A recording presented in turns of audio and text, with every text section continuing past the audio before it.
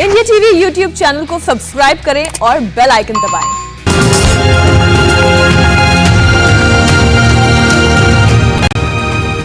नमस्कार, आप देख रहे हैं इंडिया टीवी। आपके साथ मैं हूं मीनाक्षी जोशी। प्रधानमंत्री नरेंद्र मोदी ने आज काशी पर तोहफों की बारिश कर दी। 2021 में पहली बार वाराणसी पहुंचे प्रधानमंत्री मोदी ने थोड़ी देर पहले 1583 करोड़ की योजनाओं का उद्घाटन किया, शिलान्यास किया। पीएम मोदी ने इस मौके पर योगी आदित्यनाथ सरकार की जमकर तारीफ की। मोदी ने कहा कि योगी ने उत्तर प्रदेश में पैर जमा रहे आतंकवाद को खत्म किया। आज यूपी में भाई भतीजावाद नहीं, विकासवाद की सरकार है। पीएम मोदी थोड़ी देर में रुद्राक्ष कन्वेंशन सेंटर का उद्घाटन भी करने वाले हैं, जिसका जिक्र उन्होंने अपने संबोधन में भी किया। हमारे साथ हमारे सहयोगी रुचि कुमार जुड़ी हुई हैं, वरिष्ठ पत्रकार हर्षवर्धन त्रिपाठी हैं हमारे साथ स्टूडियो में मौजूद है, हमारे वरिष्ठ सहयोगी अजय कुमार। आप तीनों का एक बार फिर से मैं स्वागत कर लेती हूं, क्योंकि एक नए सिरे से हम चर्चा की शुरुआत करने वाले हैं। अजय जी, आपने पूरा संबोधन प्रधानमंत्री नरेंद्र मोदी का सुना। उन्होंने काशी में क्या विकास की परियोजनाएं चल रही हैं और जिन परियोजनाओं का शिलान्यास उन्होंने किया, उसका उद्घाटन भी उन्होंने कर दिया, लेकिन उससे बढ़कर योगी आदित्यनाथ की जमकर तारीफ की। इसमें कोई शक नहीं है मीनाक्षी की जिस तरह से आज प्रधानमंत्री नरेंद्र मोदी ने उत्तर प्रदेश के मुख्यमंत्री योगी आदित्यनाथ को एंडोर्स किया, ये एक तरह से संकेत है कि उत्तर प्रदेश के चुनाव में भारतीय जनता पार्टी उत्तर प्रदेश के मुख्यमंत्री योगी आदित्यनाथ के नेतृत्व में ही आगे बढ़ेगी और प्रधानमंत्री को योगी आदित्यनाथ के नेतृत्व में पूरा भरोसा है। उनका यह कहना कि काम विकास के कार्य इतने ज्यादा हो रहे हैं, जिसकी लिस्ट इतनी लंबी है कि क्या कहें और क्या न कहें, किसको चुने और किसको ना चुने, यह तय कर पाना उनके खुद के लिए बड़ा मुश्किल है।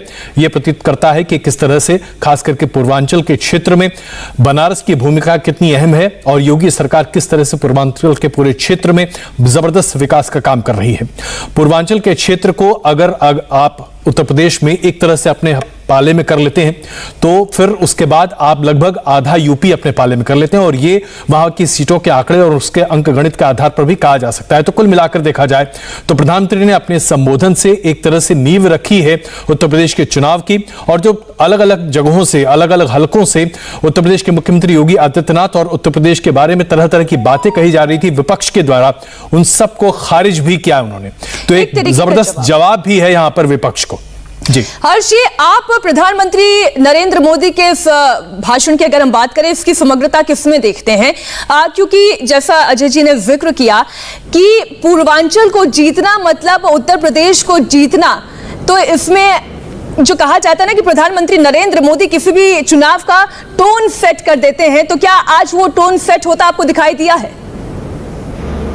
देखिए मीनाक्षी, मुझे लगता है कि अगर हम ये कहेंगे कि प्रधानमंत्री नरेंद्र मोदी उत्तर प्रदेश के लिहाज से कुछ चुनावी अभियान शुरू कर रहे हैं या टोन सेट कर रहे हैं, तो इसको मैं ऐसे देखता हूं कि प्रधानमंत्री हमेशा चुनावी मोड में रहते हैं, क्योंकि उनका ये मानना है कि चुनाव जीतने के लिए आपको जनता के बीच में जाना होता है।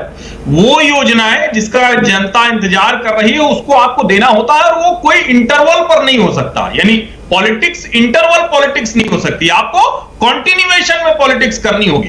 पूर्वांचल को लेकर हो या पूरे उत्तर प्रदेश को लेकर हो, जो विकास की योजनाएं हैं, जब वो बुंदेलखंड डिफेंस कॉरिडोर की बात करते हैं, जब वो पूर्वांचल एक्सप्रेसवे की बात करते हैं, जब वो कहते हैं कि अभी वो फ्लाईओवर का उद्घाटन करेंगे जो बनारस से गाजीपुर जाने वाला है, और मैं आपको बताऊं कि पूर्वांचल इतना पिछड़ा हुआ था इन सभी पैमानों पर कि एक मऊ जिला बन गया।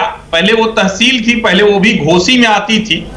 कल्पनाथ राय एक नेता हुआ करते थे, कांग्रेस के बड़े दिग्गज नेता थे, और उन्होंने एक फ्लाईओवर बनवाया था। बाद में मऊ से 3 फ्लाईओवर हुए, और सोचिए आप कि पूरे पूर्वांचल में उस वक्त फ्लाईओवर आप गिन सकते थे।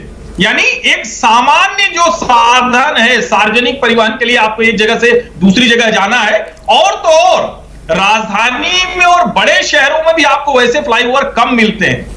मेरा यह मानना है कि प्रधानमंत्री नरेंद्र मोदी, जिसको बार बार गुजरात मॉडल कहा जाता है, कि आप सीमलेस ट्रांसपोर्ट हो सके, पब्लिक ट्रांसपोर्ट सबसे बेहतर स्थिति में जा सके, वो पूर्वांचल के लोगों के लिए बड़ा मुश्किल था। जैसे मैं बताऊं, मैं प्रयागराज का हूं, तो हम लोग इलाहाबाद विश्वविद्यालय में पढ़ते थे, और अगर जौनपुर या बनारस जाना है तो लड़के कहते थे कि कॉम्बी फ्लेम वाला सफर शुरू करना है। यानी अगर इलाहाबाद से जौनपुर गए तो वहां जाकर कॉम्बी फ्लेम खाना पड़ेगा, शरीर एकदम पुर्जा पुर्जा दर्द करेगा, क्योंकि इस तरह से बस और गाड़ी में हिलते हुए जाते थे।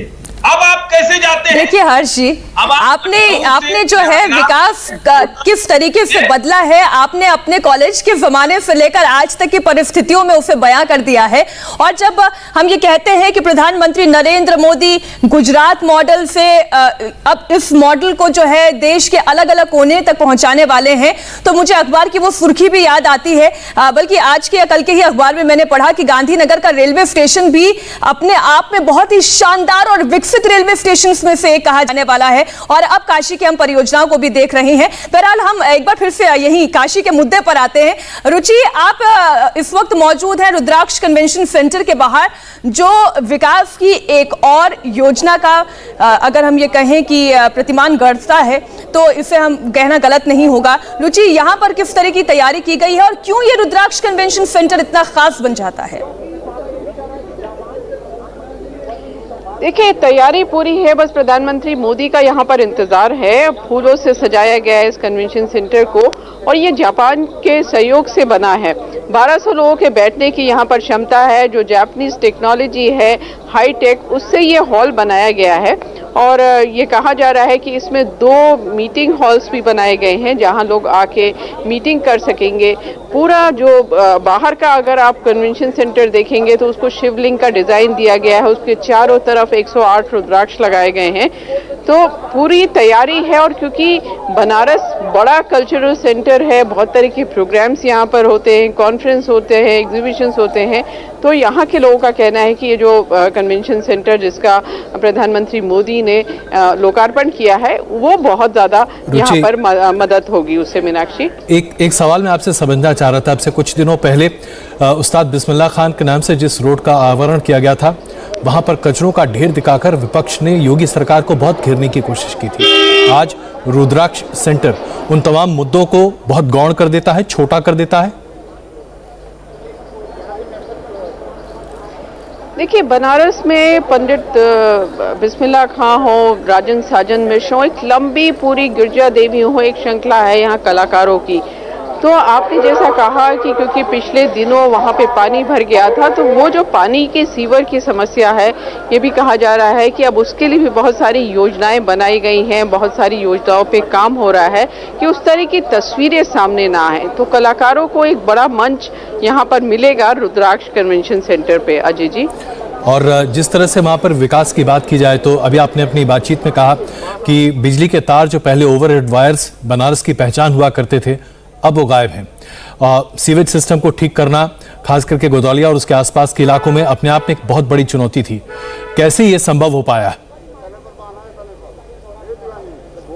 देखिए, पहले के ज़माने में जो बनारस था, बिजली के तार आपको सब जगह झूलते हुए दिखाई देते थे, उनको अंडरग्राउंड किया जा रहा है। पानी की जो समस्या है, हर जल हर नल योजना जो है उसको यहाँ पे लागू करके पानी पहुँचाने की कोशिश हो रही है। सीवर की बहुत ज़्यादा समस्या है, सड़कों की समस्या थी, उनको ठीक किया गया है। तो गुदौलिया जिसकी आपने बात की, वो चौराहे को आप जब देखेंगे, जो दशाश्वमेध घाट जाने वाली सड़क है वो पूरी बदल गई है। सारी बिल्डिंग्स एक कलर की वहाँ पे आपको दिखाई देगी, चुनार के पत्थर वहाँ पे लाए गए हैं, सड़क सुंदर बना दी गई है, दोनों तरफ लाइट्स बहुत खूबसूरत लगा दी गई हैं अजय जी की, रात में वो बहुत अच्छा दिखता है। और यहाँ के लोग, बनारस के लोग कहते हैं कि लंदन स्ट्रीट की तरह ये दिख रहा है।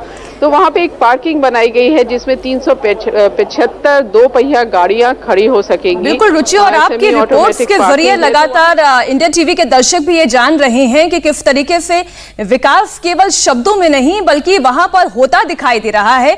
प्रधानमंत्री मोदी थोड़ी देर में रुद्राक्ष कन्वेंशन सेंटर का उद्घाटन करेंगे, जिसका जिक्र उन्होंने अपने संबोधन में भी किया। रुचि भी उस वक्त वहीं पर मौजूद है। प्रधानमंत्री ने अपने संबोधन में इस कन्वेंशन सेंटर के बारे में क्या कहा, यह भी सुनिए। मैं इसके बाद थोड़ी देर में रुद्राक्ष के रूप में इंटरनेशनल कन्वेंशन सेंटर को भी काशी वासियों को सौंपने जा रहा हूं। काशी से विश्व स्तरीय साहित्यकार, संगीतकार और अन्य कलाकारों ने विश्व स्तर पर धूम मचाई है, लेकिन काशी में ही उनकी कलाओं के प्रदर्शन के लिए कोई विश्व स्तरीय सुविधा नहीं थी। आज मुझे खुशी है कि काशी के कलाकारों, आर्टिस्टों को अपनी विद्या दिखाने के लिए, अपनी कला दिखाने के लिए एक आधुनिक मंच मिल रहा है। पीएम मोदी थोड़ी देर में जो रुद्राक्ष कन्वेंशन सेंटर काशी को समर्पित करने वाले हैं, उसकी क्या खासियतें हैं, इसके बारे में बता रही हमारे सहयोगी रुचि कुमार। उन्होंने एक खास रिपोर्ट भेजी है, आप देखिए। काशी प्रधानमंत्री मोदी का स्वागत करने के लिए तैयार है, सज गया है। ये रुद्राक्ष कन्वेंशन सेंटर है जिसको पूरा फूलों से सजाया गया है और इस तरह से जो जापानीज छाते हैं वो यहाँ पर लगाए गए हैं। ये कन्वेंशन सेंटर जापान के सहयोग से बनाया जा रहा है, इसलिए यहाँ भारत के झंडे भी लहरा रहे हैं और जापान के भी।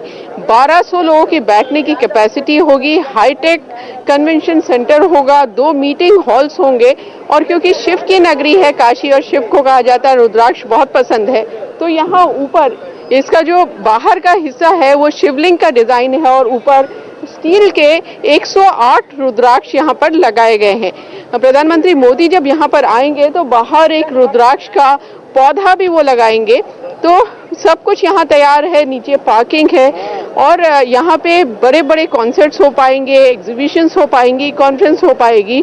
तो इस तरह से काशी के लोगों को अब इस कन्वेंशन सेंटर के उद्घाटन का इंतजार है। कैमरामैन राजीव राय के साथ रुचि कुमार, इंडिया टीवी, वाराणसी। तो बदलती हुई काशी की तस्वीर आप देख रहे हैं। प्रधानमंत्री मोदी की मॉडर्न काशी की तस्वीर हम आपको दिखाते रहेंगे। एक छोटे से ब्रेक के बाद हो रहे हैं फौरन हाजिर।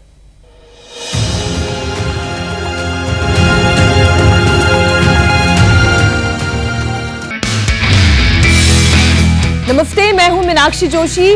वीडियो और खबरों से अपडेट रहने के लिए India TV YouTube channel subscribe करें, बेल आइकन दबाना ना भूलें। जुड़े रहें इंडिया टीवी के साथ।